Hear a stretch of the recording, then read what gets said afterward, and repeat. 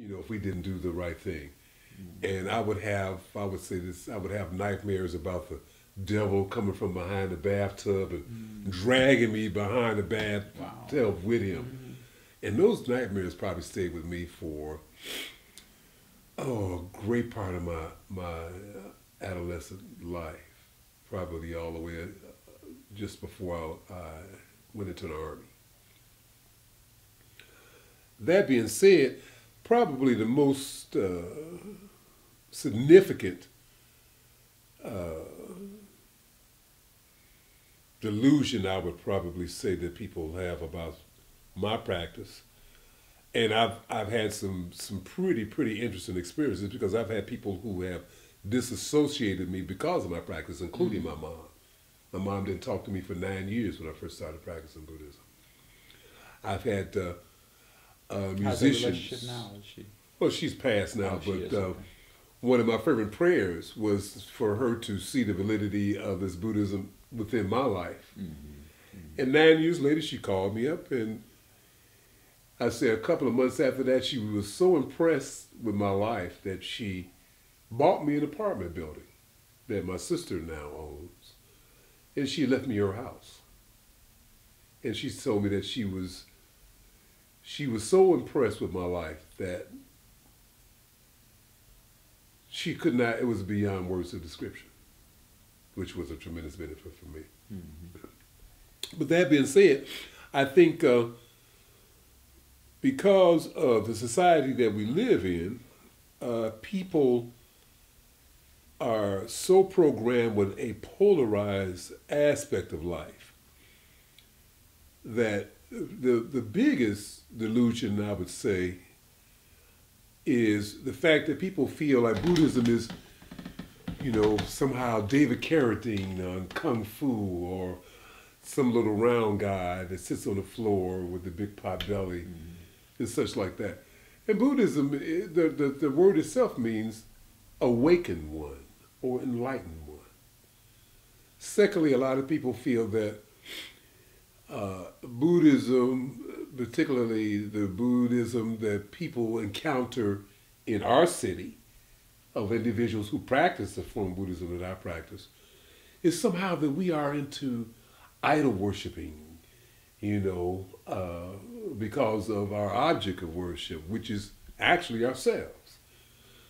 So they attribute it to this, oh, you guys are going to go to hell because y'all don't believe in God, you see. And I find that when I have dialogue with most people who have that perspective, a lot of them have studied the Bible, but have not studied the history of their own religion. They do not know its origins. They do not know why some of the things that, the procedures, the formalities, the, what's the word I'm looking for, the ceremonial aspect of it, their particular philosophy, how it evolved, how it came into being. All they know is what their parents did, and their parents before them, and their parents before them, and all they know is their fear of going to hell, which was the same fear that I experienced, i.e., the nightmares that I had. Right.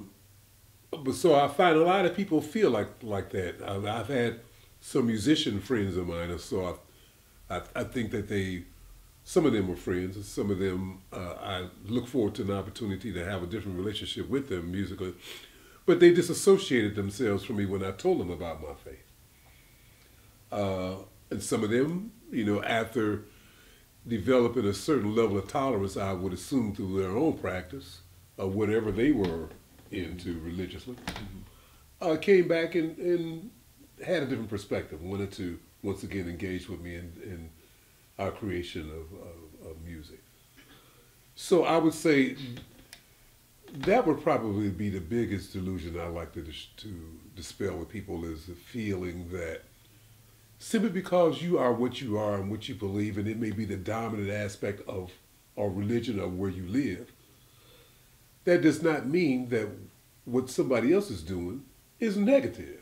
It just means that it's different. That's true. You see? You have to really ask yourself, what negative impact of their particular faith or practice, what negative impact is it projecting upon me? If it doesn't project anything negative upon me, in other words, take my life and place it in a negative environment. Mm-hmm. You understand? In other words, if you haven't stolen anything from me, what right do I have calling you a thief?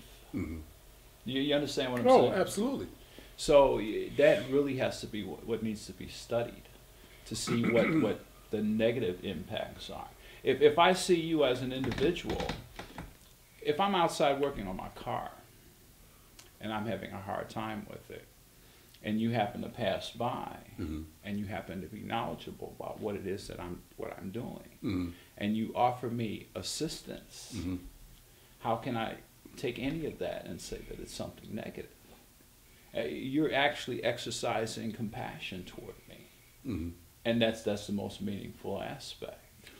Well, I find that it takes a tremendous amount of capacity and an incredible life to be able to view life in that perspective. Mm-hmm. You know, I feel fortunate to have encountered you because I feel fortunate to encounter individuals who can perceive life in such a value-creating way.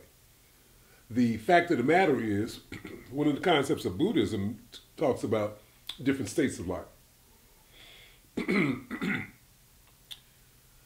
A lot of people are not fortunate enough to have the kind of life condition that can look at that particular perspective, regardless of what they believe in. That's why you have some individuals who feel like it is probably best to do something negatively in the name of what they believe than pursue it positively, which is, once again, a reality that is generated by what a person believes to be right. So then the one constant that I would ask, which is the basic tenets of Buddhism, is, does it create value? If I think that it is probably right to destroy somebody else's life to make a point, the destruction of that person's life, is that creating value? Right. That's You the see? question. Mm-hmm. Right. So I tell people, for me, the constant that I think that people need to do is their environment is themselves, and themselves are their environment. In other words, there is no separation. I ask people to look at the environment that people live in, whatever specific basic aspect of their religious belief. Look at the environment in which they practice their belief, and look at it objectively. You will see a constant between themselves and their environment. There is no disassociation. I'll have to look at that. I've never really gave it a whole lot of Thought. If you Right, look a lot of at an concentration, environment right. Mhm. and the people that live in that environment, you will see the validity of their beliefs. Whether it be Africa, whether it be Ireland, Mm-hmm. whether it be Central Asia, whether it be the Middle East. Are they consistent with what they believe? Are they living it? And you will see the power and the validity of a philosophy. Mm-hmm. You see? Now, if you study that philosophy, and you from its origins to how it exists today, then you get an opportunity to delve into the history of the chronology of that philosophy to see if maybe somewhere along the way it lost its suitability. Mm-hmm. A lot of people also feel that philosophies are constant, that they are a constant from their existence to the present. All right, I had asked you that question earlier. What Right. change in sex? Exactly. The validity of philosophy also, I feel, has to be attributed to its time and the people's capacity.